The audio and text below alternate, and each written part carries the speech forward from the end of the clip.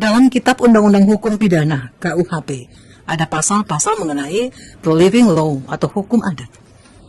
KUHP baru terbukti menjaga hukum adat karena dapat melestarikan hukum adat di Indonesia. Sebab sejak sebelum era kemerdekaan sudah ada hukum adat. Dan oleh karenanya perlu untuk dilestarikan karena mengatur masyarakat adat agar lebih tertib. Di dalam KUHP terdapat pasal 2 yang menyinggung tentang hukum adat. Pasal 2 KUHP ayat 1 berisi, tidak mengurangi berlakunya hukum yang hidup dalam masyarakat yang menentukan bahwa seseorang patut dipidana walaupun perbuatan tersebut tidak diatur dalam undang-undang ini.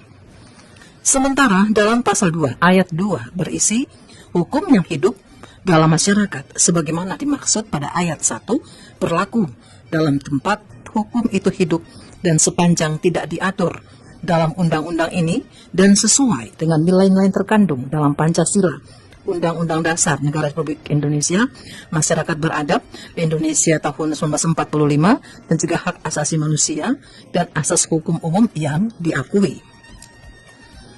Wakil Menteri Hukum dan Hak Asasi Manusia, Profesor Edward Omar Syarif menyatakan bahwa dalam pasal 2 KUHP atau hukum adat yang dimaksud adalah pemenuhan kewajiban hukum adat setempat dilakukan jika memenuhi ketentuan.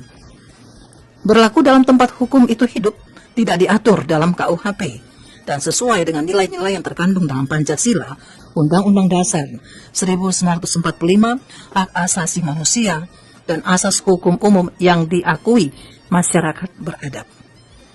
Masyarakat tidak usah takut kena hukum adat di daerah yang adatnya masih kental, karena mereka masih menghormati warga asli dan peraturan di tempat tersebut. Tidak akan ada orang yang menyalahgunakan living law dalam KUHP untuk memeras wisatawan dengan dalih pelanggaran hukum adat. Penyebabnya karena pasal 2 KUHP hanya berlaku jika yang dilanggar tidak ada di KUHP dan tidak sesuai dengan UUD 1945 dan Pancasila. Sementara itu, Profesor Sulistyowati Irianto dari Fakultas Hukum Universitas Indonesia menyatakan bahwa living law adalah hukum yang berlaku dalam masyarakat. Memuliakan hukum adat dilakukan dengan memuliakan masyarakat adat. Oleh karena itu, ia mengapresiasi KUHP yang mencantumkan living law di dalamnya. KUHP melindungi masyarakat adat karena membuat eksistensi mereka diakui.